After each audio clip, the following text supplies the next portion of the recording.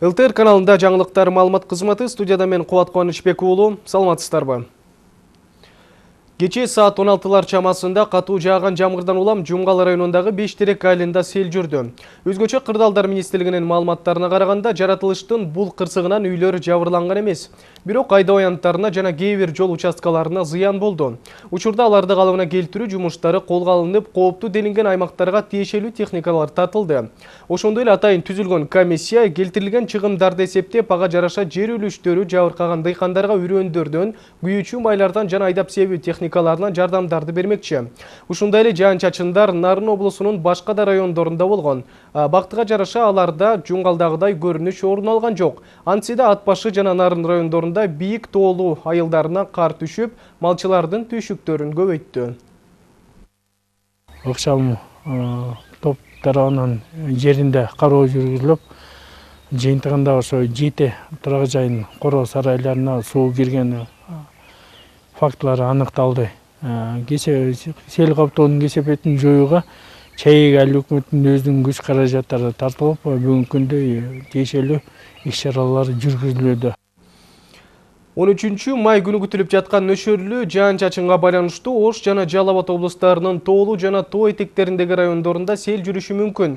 Ошол себептен жергиликтүү калктын жана мекемелердин, ишканалардын, уюмдардын күч каражаттарын тартуу менен арыктарды, суу өткөрүү түтүктөрүн жана ошондой эле дренаждык түйүндөрдү тазалоо иш-чараларын жүргүзүү зарыл. Ал эми Ош, Жалал Абад, Ысык көл, Нарын облустарынын көпчүлүк аймактарында, Чүй, Талас, Баткен облустарынын тоо этектеринде жана тоолуу райондорунда жаан жаап, күн күркүрөшү ыктымал.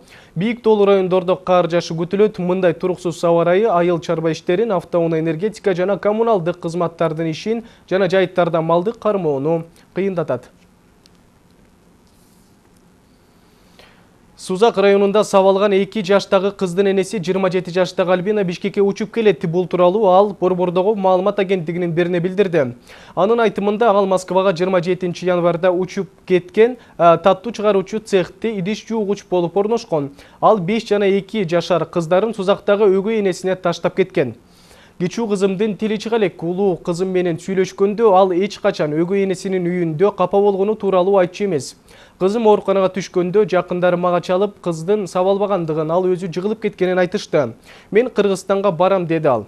Азырынча милицияга арыз жазабы же жокпу белгисиз. Анын мекенине кайтып келүүсүнө Москвадагы кыргыз диаспорасы билет сатып берген. Эске салсак, буга чейин 2 жаштагы наристенин сабалгандыгы, анын денесинде көк ала тактар бар экени кабарланган. Башка кабарлардан 1605 эне өлкө башчынын колунан сыйлык алат. Бүгүн президент Сооронбай Жээнбеков Кыргыз Республикасынын көп балалуу энелерин Баатыр эне ордени жана даңк медали менен сыйлоо жөнүндө жарлыктарга кол койду.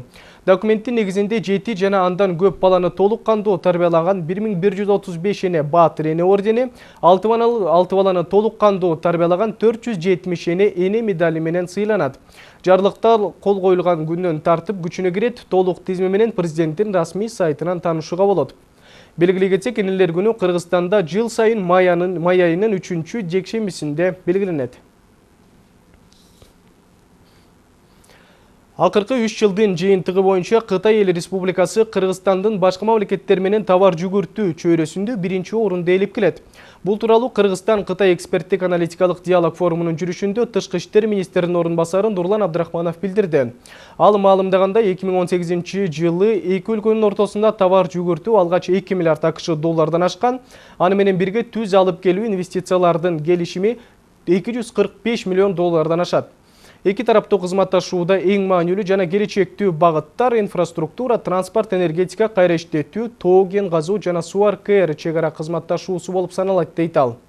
Ошондой эле министрдин орун басары билдиргендей, эки өлкө тарабынан биргеликте бир нече долбоорлор ишке ашырылып келет. Кыргызстан менен Кытай стратегиялык өнөктөштөр болуп эсептелет. Ал баса билдиргендей, эки өлкө ортосунда кызматташууну бекемдөөдө жана аны президент Жээнбековдун 2018 жылы Кытайга болгон мамлекеттик визити жана Кытай Эл Республикасынын төрагасы Си Цзиньпиндин Кыргызстанга болчу сапары тастыктайт.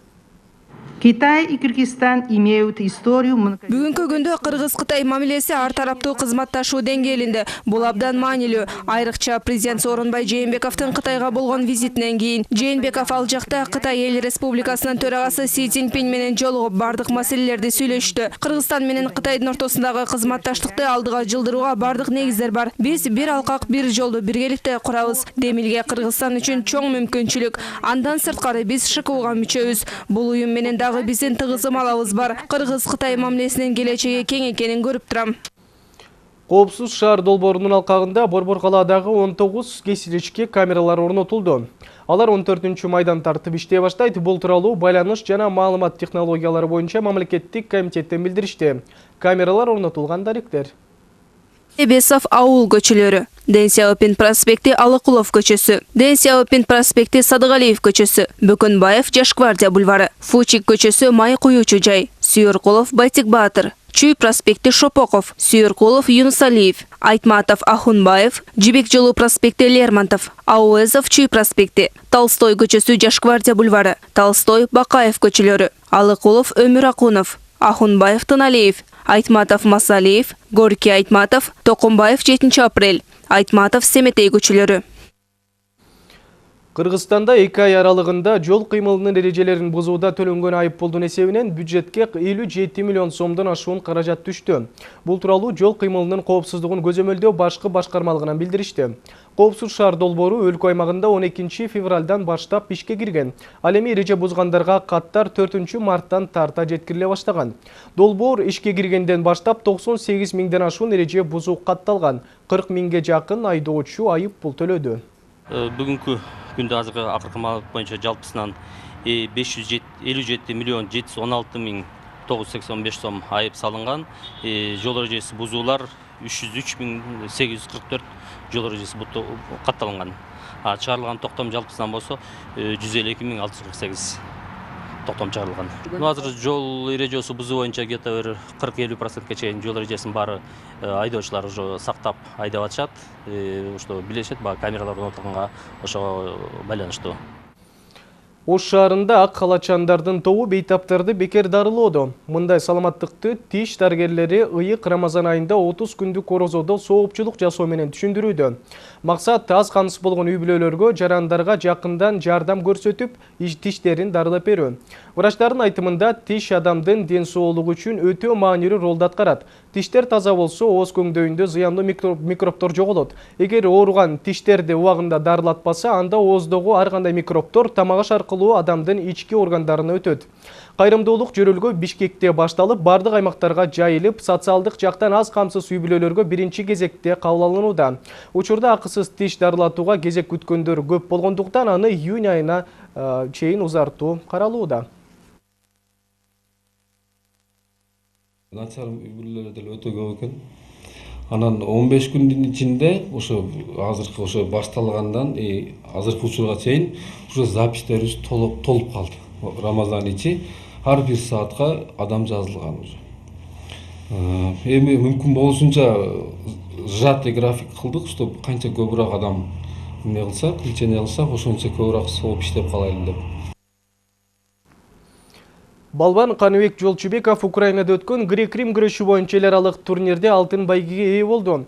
Бул тууралуу маалыматты спортчу өзү тастыктап берди. Жолчубековдун финалдык беттешин Instagram тармагындагы спорттук баракчаларда жүктөдү. 12 майда Киев шаарында белгилүү украиналык спортчулардын жана машыктыруучулардын элесине арналган эл аралык турнир аяктады. Анда өлкө атынан жалгыз Жолчубеков катышып, 60 кг салмакта биринчи орунду камсыздаган. Ал квалификациялык, чейрек жана жарым финалда украиналык, грузиялык, азербайжандык спортчуларды уткан. Ал эми чечүүчү кармаштадагы бир азербайжандык балбан Сакит Гулиевди 7-0 эсеби менен жеңип чемпион болду.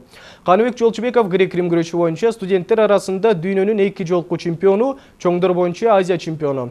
Азия оюндарынын 2 жолку күмүш медалынын ээси. Ошондой эле бир канча эл аралык турнирлеринин жеңүүчүсү аталган. Бул сааттарга алынган жаңылыктар түрмөгү дал ошондой болду. Биз менен бирге болуңуздар.